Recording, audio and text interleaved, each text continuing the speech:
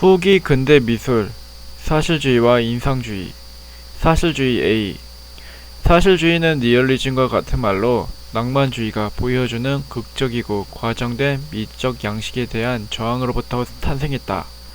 낭만주의가 화가의 상상력과 이상적인 세계의 창조에 관심을 기울인 반면 사실주의는 사실적 그림을 그리길 요구했다. 그런데 문제는 사실이 의미하는 것이 다양하다는 데에 있다. 무엇이 사실인가? 눈에 보이는 자연과 인물을 단지 있는 그대로 정확하게 묘사하는 것이 사실인가? 하지만 이러한 생각은 당시 사진기의 발명과 함께 화가들로부터 회의적으로 여겨지고 거부되었다. 정확히 묘사하는 것이 화가를 평가하는 기준이 될 수는 없다. 만약 정확한 묘사가 예술의 기준이 된다면 그 어떤 화가도 사진기만큼의 예술적 창작을 할 수 없을 테니 말이다.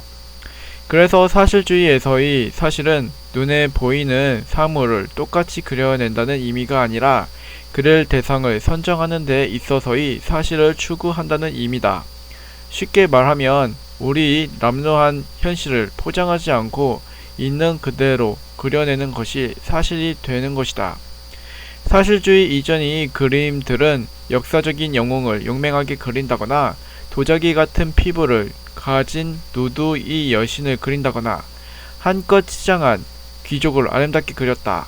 하지만 이것은 일상적 현실이라고는 사실과는 너무도 동떨어져 있었다. 사실주의 미술은 진짜 사실을 그려내려고 노력했다. 노동자의 남루한 삶이나 옆집의 가난한 이웃, 노동의 고됨을 가감없이 묘사했다. 사실주의의 대표적인 인물은 쿠르베로, 사실주의의 시작을 알린 인물인 동시에 사실주의 미술에서 독보적인 존재다. 쿠르베는 파리 살롱전에 오르낭이 매장을 출품하여 엄숙한 아카데미 비평가들의 혹평과 대중의 환호를 모두 받았다. 자신이 고향 오르낭에서 일어난 장례식을 그려낸 작품으로 가운데 구덩이를 기준으로 늘어선 사람들은 실제 마을 사람들 한 명 한 명을 정확하게 그렸다. 이들은 장례식인데도 불구하고 가운데 몇몇 사람을 제외하고는 모두 다른 곳으로 시선을 두고 별로 관심이 없어 보인다. 게다가 이 작품의 크기는 6m에 이른다고 하니 이다지도 사소하고 일상적인 사건을 왜 이렇게 대단하게 그려 놓았는지 당시 사람들은 당혹스러워 했다고 한다. 그때까지만 해도 장례식에 대한 소재는 흔했는데 모두 교회나 신과 연결된 개인이 성스러움을 소재로 했었기 때문에 그 충격은 더 클 수밖에 없었다.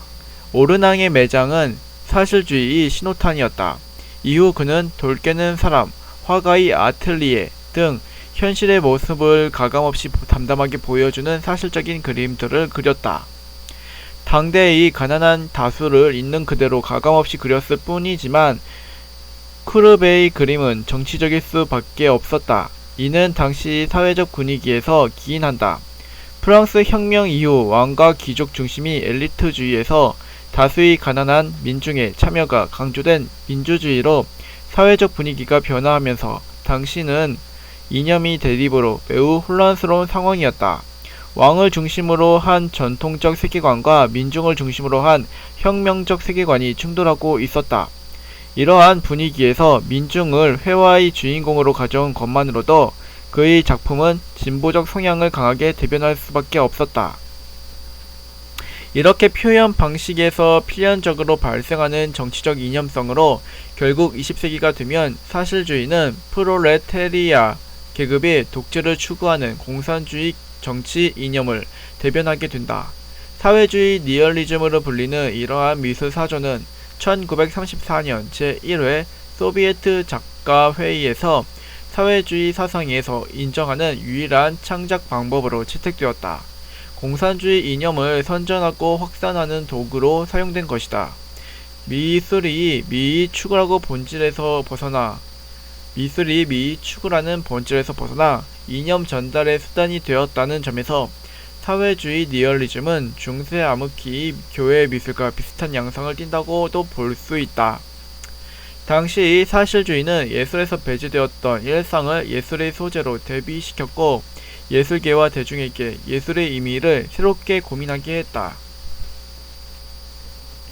인상주의 B. 작가의 주관과 감성이 강조된다는 점에서 인상주의를 낭만주의와 같이 상대주의적 미술로 분류했으나 인상주의는 고전주의뿐만 아니라 낭만주의에 대해서도 저항하며 탄생했다. 19세기 말에 프랑스를 중심으로 탄생한 인상주의도 사실주의처럼 낭만주의, 비현실적이고 과장적인 화풍을 거부하고 일상적인 삶과 자연을 그려내려고 했다. 다만 사실주의가 민중의 가난과 노동이라는 정치 경제적인 측면의 소재를 채택함으로써 이념적인 측면이 드러난다면 인상주의는 단지 눈에 보이는 것을 가감없이 그려내려고 했다는 점에서 차이가 있다. 인상주의 화가들은 지금 이 순간 정말 눈에 보이는 것을 그리려 했다. 엄밀히 말해서 인간은 눈에 보이는 대로 세상을 보지 못한다. 보이는 그대로를 보는 것이 아닌 언어를 본다고 하는 편이 실제에 더 부합할 것이다. 예를 들어 지금 눈앞에 흰색 컵이 있다. 컵은 분명 2차원적으로 일부만 눈에 들어올 테지만 우리는 보이지 않는 컵의 뒷부분을 이미 가정하고 완벽한 컵으로 인식한다. 또한 컵의 그림자나 표면이 반사는 그다지 신경 쓰지 않는다. 컵은 흰색이 완벽한 형태로 개념화된다. 사실 우리가 본 것은 컵의 실제적인 이미지가 아니라 컵이 개념이다. 정리하자면 우리는 우리가 이미 알고 있는 개념을 바탕으로 눈에 보이는 물체를 재구성한다. 마치 세상에 태어나서 처음 그 장면을 보는 것처럼 순수하게 있는 그대로를 본다는 것은 너무나 어려운 일이다. 인상주의 화가들이 하고자 했던 일은 개념이나 이념을 걷어내고 순수하게 보이는 그대로를 그리는 것이었다. 그래서 그들은 흰색 컵을 그리는 것이 아니라 태양 아래서 이리저리 순간적으로 빛나고 변화하는 컵 표면의 색깔을 그리려고 했다. 지금 이 순간의 컵의 인상을 빠른 분놀림으로 화폭에 담으려 한 것이다. 이러한 인상주의 화풍이 시작이면서 동시에 완성이었던 인물은 모네다. 그의 대표적인 작품은 인상해돋이, 수련연작, 일본식 정원, 루앙 대성당 등 대단히 많은데 아름다운 색채로 지금까지도 인기가 많다. 인상주의라는 용어를 탄생하게 한 작품 인상해돋이는 모네가 고향집에서 항구를 내려다보며 즉흥적으로 그린 그림이다. 현대인의 시각으로 보면 해가 뜨는 장면이 우리에게 주는 인상을 어떻게 이렇게 잘 표현했는지 놀라울 따름이다. 하지만 당시 사람들은 이 그림을 매우 불편하게 생각했다. 그들이 생각하기에 그림이란 일단 고전주의와 낭만주의에서 보여주듯 두꺼운 물감으로 무게감 있게 표현되어야만 했다. 실제로 당시 사람들은 붓질이 그대로 보이는 모네의 그림을 너무 못 그린 그림이라고 평가했다. 모네 이외에도 같은 시대의 인상파로 분류된 화가들로는 마네, 르누아르, 드가, 로댕 등이 있는데 이들은 보통 정기 인상주의로 불린다.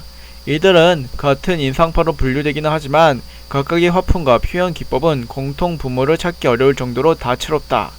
다만 기존의 고전주의와 낭만주의가 갖는 소재의 역사성과 표현의 무거움을 탈피하고 지금 당장의 이미지와 일상을 그리려 했다는 점에서 공통점을 찾을 수 있다. 정기 인상주의 단계를 거쳐 독자적이고 다양한 방법으로 인상주의를 넘어서려고 노력한 화가 집단을 인상주의 이후에 나타난 화가들이라는 의미로 후기 인상파라고 부른다. 이들은 더 개인적이고 주관적인 경험에 근거하여 그림을 그렸다. 대표적인 후기 인상주의 화가로는 고흐, 고갱, 세잔 등이 있다. 오늘날 한국 사회에서는 고흐와 고갱이 특별히 인기가 많다. 특히 고흐는 삶의 처절함과 그림이 독특하고 화려한 색채로 많은 사랑을 받고 있다. 하지만 이 화가들 중 미술사적 측면에서 우리가 중요하게 다룰 인물은 세잔이다. 세잔은 근대를 마무리하고 현대 미술을 탄생시키는 데 중요한 역할을 한 인물이다. 처음으로 세잔은 인상파 화가들과 어울리며 인상주의의 영향을 받았다. 하지만 그들이 사물의 형태보다는 순간적인 빛의 변화에 집중했던 것에 비해 세잔은 사물의 형태적 측면에 관심을 가졌다. 특히 일상적이고 평범한 사물들에서 견고하고 영구적인 형태를 찾아내려고 했다. 예를 들어 현실의 불완전한 사과는 기이하게 구로, 나무는 원기둥으로, 산은 원뿔로 환원하려 했다. 이렇게 사물의 형태와 색채에 대한 심도 있는 분석을 위해 그는 비슷한 그림을 여러 차례 반복해서 그렸다. 대표적으로 목욕하는 사람, 카드 놀이하는 사람, 생, 빅토르와 산, 정물화는 비슷한 그림이 수없이 존재한다. 그중 정물화는 테이블 위에 사과와 접시와 꽃병을 두고 매우 다양한 방식으로 많이 그렸다. 이 그림들은 순간적으로 보면 큰 문제를 일으키지 못하지만 자세히 살펴보면 무엇인가 어긋나 있고 잘못 그렸다는 생각이 든다. 앞의 그림에는 우선 하나의 테이블 위에 헝겊천이 놓여 있는데 그 왼쪽과 오른쪽 테이블, 모서리 평행이 맞지 않는다. 실수한 건가?